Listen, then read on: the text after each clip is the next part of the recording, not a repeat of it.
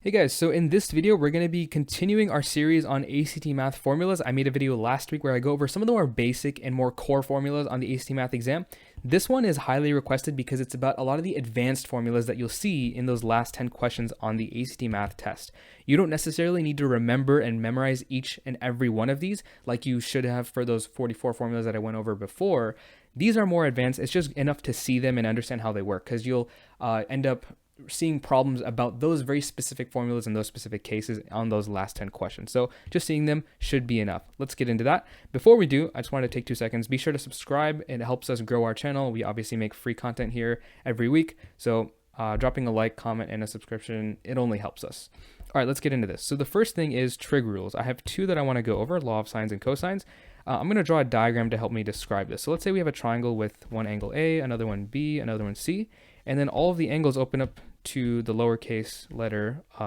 So B opens up to B, C opens up to lowercase c, A opens up to lowercase a. So choosing between law of sines and cosines, both of these will help you basically solve for unknown angles or unknown sides. So with law of cosines, for example, let's just look at this part. If you want to find the angle A and you know what B is, both of the B's, and you know what the lowercase a is, then you can find the angle A. So what that would look like, if you are trying to find this and you know this, this, and this, then you can find that. Okay, that works. The only case where law of sines does not work is where if you knew this, this, and let me do that again. If you knew this, this, and this, you need to know both A's or you need to know both B's or both C's in order to complete one ratio. Once you have one ratio complete, you can know any other one piece of information. You can solve for that other piece of information with that same letter. Okay, that's how this specific rule works. Law of cosines is a little bit different. It's where you know one side, another side, and then one angle. So if I was to draw it out, it would be the angle C, the side A, and the side B. So I kind of like know this little corner of the triangle, all 3 of those properties in that corner, okay? That's how you can use law of cosines. The case where it would not work is this case right here. So again, these are 2 different cases meant for 2 different applications. Moving on to the area of a triangle. So with this specific form, this is like the general form of the area of a triangle. So it's half times, if you know like A and B, if you know A and B, and you multiply that by half and then multiply by the sine of this angle C, you have to know that angle, then you can get the area. The exceptional case is if sine of C is just sine of 90, then this part right here equals 1, and you just have your basic, the more commonly known form of the area of a triangle, which is half base times height. So that's the same thing. This is a form you can remember if you want. It has popped up on ACT Math exams before. Just keep that in mind. This last rule is pretty easy to remember. It's basically saying that the sine of any angle theta squared, so let me write it this way, sine of theta all squared plus cosine of theta all squared is equal to 1. Okay, no matter what you plug in for theta, if you plug in x or 1000 or whatever, you're always going to get 1. So that's a property that's pretty important. Okay, moving on. Conic sections. Now, what exactly does the word conic sections mean? Don't worry.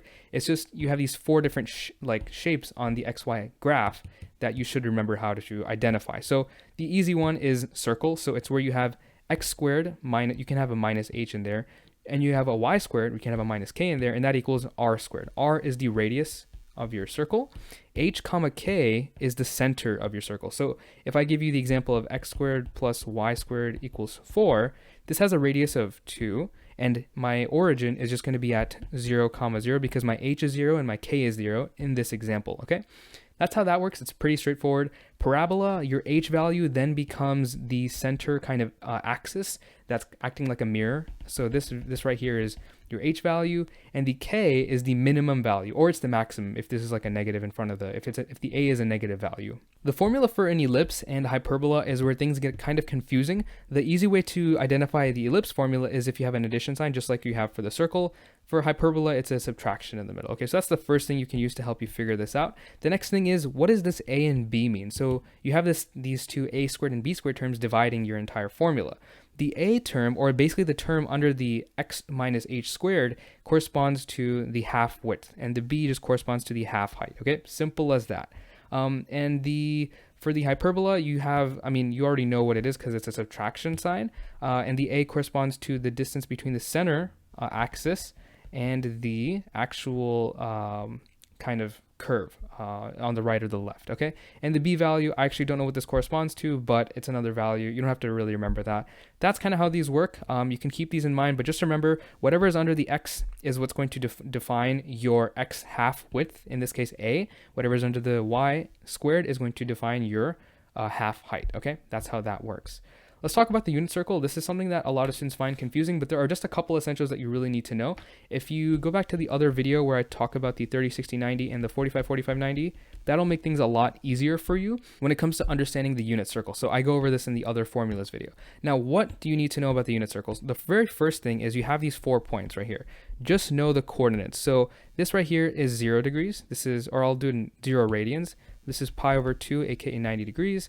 This is pi radians, aka 180 degrees. This is 3 pi over 2, and that is 270 degrees.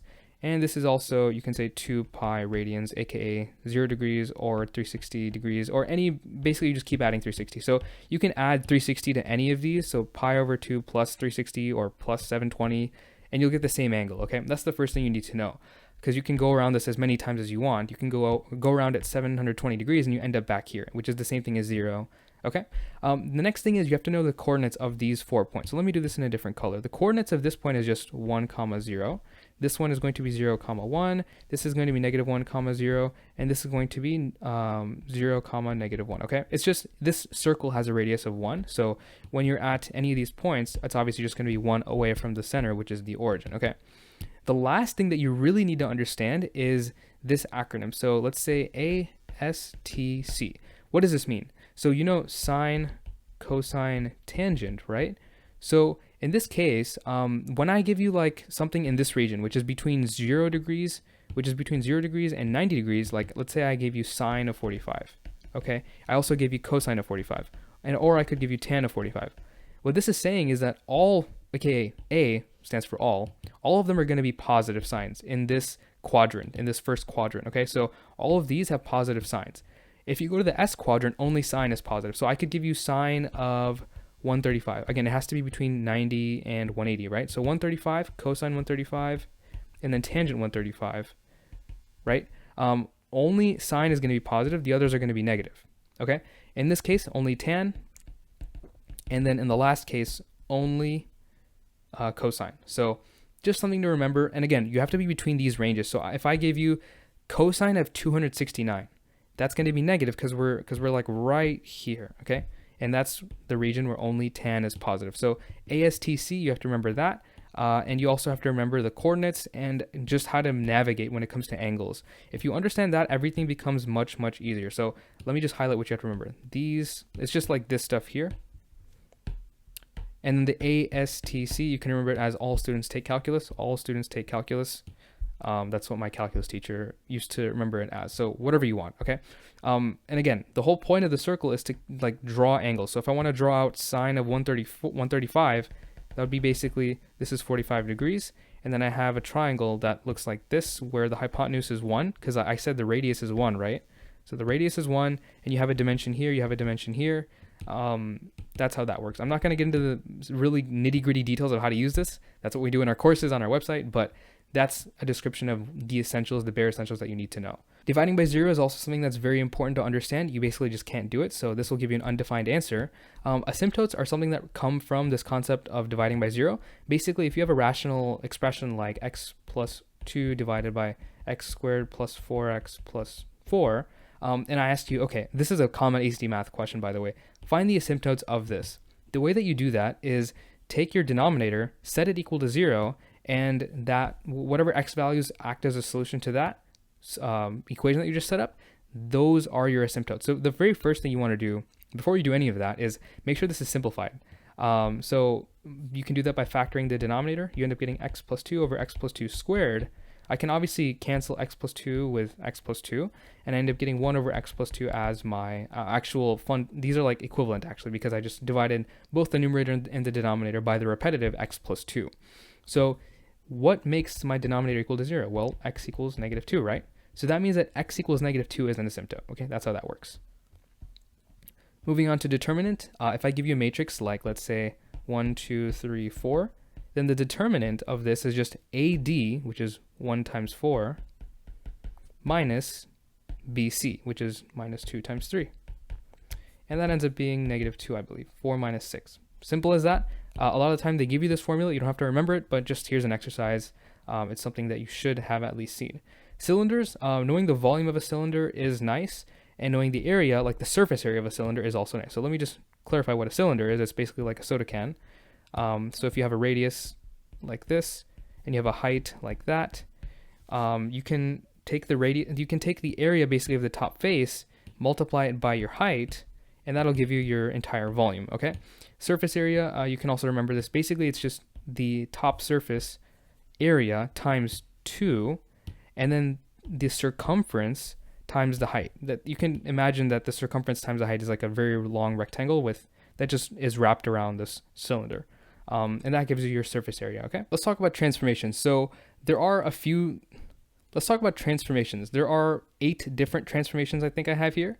I'm going to give you an example of each of these so it's easy to understand. So when you're translating up, you basically just add any value to your entire equation. So let's say I have y equals 3x plus 1 is my original, okay?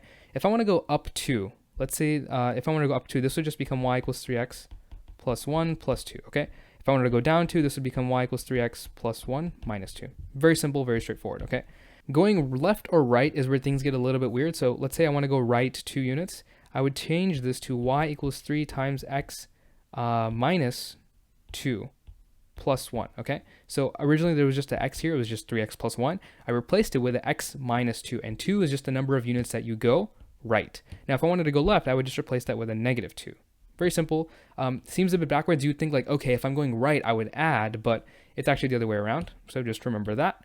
Next, we have the reflection over the x or y axis. So again, reflection over the x-axis is where you take your equation. Let's say it looks like this. You just change it to that. Okay, sorry, that's y-axis. If you want to go x-axis reflection, you change your equation to basically flip over the x-axis. So I had a bit of a mix-up there. So over x-axis, it's pretty straightforward. You just take your entire right-hand side and multiply by -1. So this one becomes y equals -3x minus 1. With the reflection over the y-axis, all you do is take only your x and replace it with a -x. So this will end up turning into y equals -3x plus 1. Okay, so it's a little bit different. Now we got those 4 out of the way. Let's move on to vertical stretch or vertical shrinks. So I can stretch my equation. So if my original one is like this, I can stretch it to look like this if I wanted to. If you want to stretch vertically, you just multiply by some number. So if I want to stretch by a factor of 3, this would just become y equals 3 times 3x plus 1, okay? If I want to shrink, I could change this to like, and again, shrink is where you have the number a being between 0 and 1, so some fraction. So I could do shrink by a factor of half. So this will end up becoming 1/2 3x plus 1, okay? Horizontal stretches and shrinks can best be taught via an example. So let's say I want to stretch by a factor of 3. That means I'll take my original equation, replace my x with 1/3 x, and then complete it. So again, this used to be x. I stretched by 3, so I took the reciprocal of 3, which is 1/3, and I multiplied only my x's by that. Notice that for the vertical, I multiplied everything by that factor. In this case, I multiply only the x's by it, kind of like with the y-axis reflection or with the horizontal translation, okay? That's how that works. If I wanted to stretch by 3, then this, if I wanted to shrink by 3, this, or 1/3, this would become y equals 3 times 3x plus 1, okay? So it's basically you take this scenario and you kind of flip it, and you only apply it to your x's, okay? I'm going to leave it at that for this. This is a complicated skill. There's a lot more to learn here, but that's kind of what our courses are for. Again, this will turn into a 30-minute video if I try to go too much in depth on that. Combinations and permutations. This ends up being really confusing if you don't understand a couple of key things, and I'm going to teach this through an example. So the example is I have 6 people, and I want to find how many different ways I can make pairs. So obviously 2 people. So if I use the permutation formula, I can get, for example, I can get a pair of person A and person B, but I can also get B and person A. So that's a repetitive case. Using the permutation formula, these 2 cases will be considered 2 unique cases. So I would just plug 6 permutation 2, and I would put that in the formula, and I think I would get an answer of, you get some answer, okay? Now, if I didn't want these 2 to be, considered the 2 unique cases, I would use the combination formula, and that would give me an answer that's obviously going to be a bit smaller. So that turns out where I only get one of these, where AB is considered the same thing as BA, and this will give you a larger answer, or sorry, a smaller answer. There are a lot more complexities to these 2 things, and I'm not going to get into them here. That's what we do in our courses with our tutoring. Moving on, composite functions. This is a bit easier to understand. So let's say I have a function and I want to find the composite of f of g of x. So what does that mean? So if I have f of x equals x plus 3 and g of x equals x squared plus 5, f of g of x is where, so originally this would be written as f of x, right? And then you can plug in things for x like numbers or whatever. But what you're literally doing is taking g of x and plugging it in for x. So take this x here and plug this in right there. So this ends up becoming f of g of x equals x squared plus 5 plus 3, which is x squared plus 8, okay? That's your answer. There are more complex ways to do this. Like let's say you could have like a complex f of x function, and this can take more time and it's a bit more confusing, but the principle is the same. You're just plugging one function into another. I could introduce a third function and you could have to do f of g of h of x, something like that. So we have some examples like this in our programs, but just the basic idea is that right there. Let's talk a little bit about vector notation. So what exactly is it and how does it work? Basically, vectors are arrows that originate at the origin, and they go to a certain point. That point is given xy coordinate, and you write that vector as basically just the x coordinate that the tip is at and the y coordinate. Okay, this is how you write a vector. So let's say this is x equals 3 and this is y equals 1. My vector would just be 3, 1 with these angle brackets. Another way to write this is 3i plus 1j, or just 3i plus j, where I corresponds to your x value. The number in front of the I corresponds to your x value of the vector, and the j, the coefficient in front of the j, just corresponds to the y value of the tip of the vector. Okay, just another way to write it. Vectors can be added or subtracted. So if I had 3i plus j and I had 6i plus 12j, I can add these vectors together. What exactly that looks like graphically, I'm not going to discuss here, but you can add and subtract. Okay. This ends up being 13j. Okay, so that's how that works. Magnitude of a vector is basically where you do the coefficient in front of I squared plus the coefficient of j squared, and you take the square root. So the magnitude of this vector is going to be 9 squared plus 13 squared, all square rooted. Whatever that ends up equaling, that is your magnitude. So those are a few formulas that you can remember about vectors. This right here is a very helpful formula for helping you understand unit conversion. So the y corresponds to your original unit that you are going from, and the x corresponds to the unit that you want to get to. So let's say I want to convert 50 miles to kilometers, all right? I believe the conversion factor is 1 mile is 1.6 approximately kilometers. I believe exactly it's 1.609, but I'm just going with the simplified version. So what you do is you take your original value, 50 miles, okay? And then I'm going to multiply that by some conversion factor and get my answer in kilometers. The conversion factor, the denominator has to have the same unit as my original value. So it's going to be miles. I'm just going to do 1 mile, and that's going to be equal to 1.6 kilometers. So the x is my new unit, 1.6 kilometers. What happens here in this fraction, miles and miles cancels out. The units cancel out. And then my answer ends up becoming 50 times 1.6 in kilometers. That's some number I'm not going to calculate. I don't have my calculator right now. But the point is, you set up your unit so that your original is at the beginning, your original is also in the denominator, and the numerator just takes over because these two units cancel out. When it comes to matrix multiplication, there are a couple conditions that you have to meet in order to actually be able to multiply two matrices together. The number of columns of the first matrix has to equal the number of rows of the second. So let's say I have a matrix 1, 2, 3, 4, and I want to multiply by 1, 2. So the number of columns here is 2, right? I have this and this. And then the number of rows here is 2, 1, 2. That's 2 rows. So these can be multiplied together. Now let's say I added another value here. This became 1, 2, 3. Now this has 3 rows, and these two middle values do not equal one another. The easy way to do this is to write both matrices in the row by column form. So this is a 2 by 2. This is a 3 by 1, and you make sure that the middle values are equal to one another. 2 does not equal 3, so this doesn't work. But let's just say for the example's sake that this one was a 2. So let's get rid of that, right? Now if this was the case, and I'm multiplying these, 2 is equal to 2, so these can be multiplied together. And my answer ends up being an m by p. So m by p, the outside numbers, give me my result. This will end up being a matrix that is 2 rows, 1 column, just like this basically, okay? Let's talk about imaginary numbers. So with the I exponents, these actually loop and repeat. So for example, let me give you a table. I to the 1, I to the 2nd, I to the 3rd, I to the 4th, and I to the 5th. I to the 1 is just going to be square root of negative 1. I to the second is going to end up being this thing basically just squared. So negative 1 square root times square root of negative 1. That just ends up being negative 1, okay? I to the third is just this thing multiplied by I, so it's negative square root of negative 1. And then I to the fourth is going to be this thing squared, so you just get 1, all right?